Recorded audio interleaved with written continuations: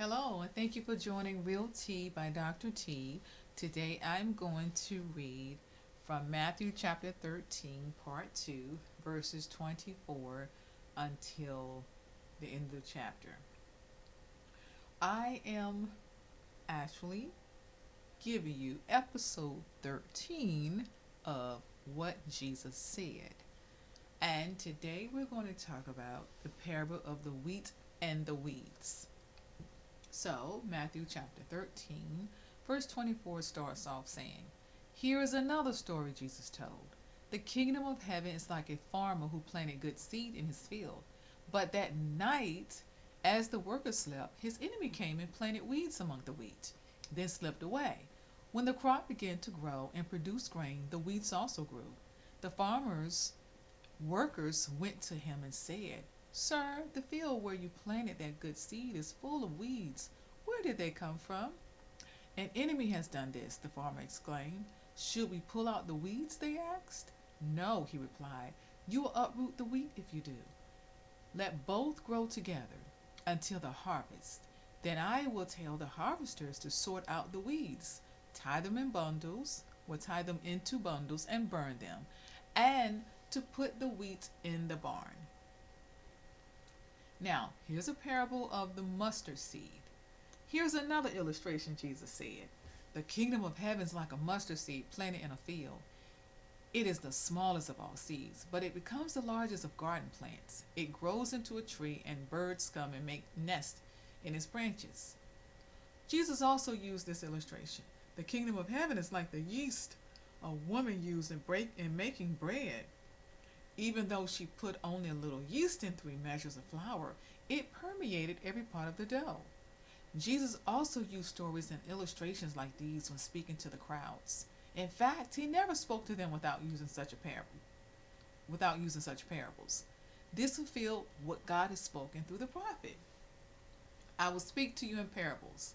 I will explain things hidden since the creation of the world."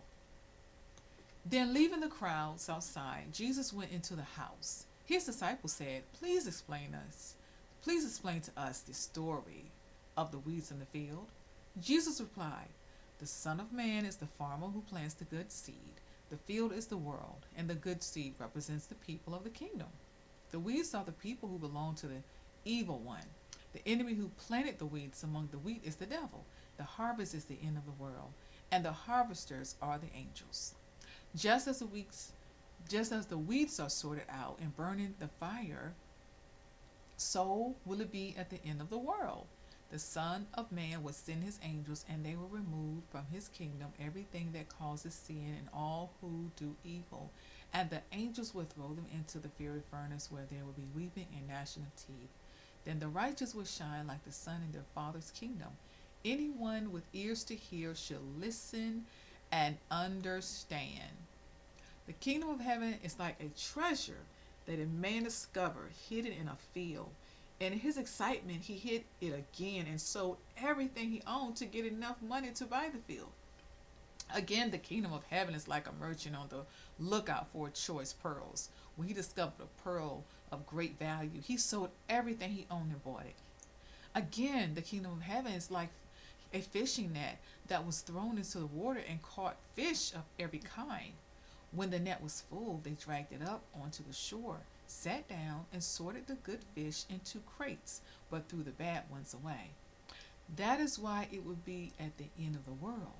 The angels will come and separate the wicked people from the righteous, throwing the wicked into the fiery furnace, where there will be weeping and gnashing of teeth.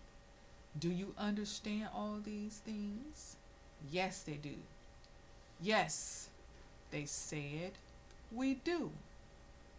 Then he added, "Every teacher of religious law who becomes a disciple in the kingdom of heaven is like a homeowner who brings his storeroom new gems of truth as well as old." When Jesus had finished telling these stories and illustrations, he left that part of the country. He returned to Nazareth, his hometown. When he taught there in the synagogue, everyone was amazed and said, "Where does he get his wisdom and the power to do miracles?" Then they scoffed. "He's just the carpenter's son." And we know Mary, his mother, and his brothers, James, Joseph, Simon, and Judas. All his sisters live right here among us. Where did he learn all these things? And they were deeply offended and refused to believe in him. Then Jesus told them, a prophet is honored everywhere except in his own hometown and among his own family. And so he did only a few miracles there because of their unbelief.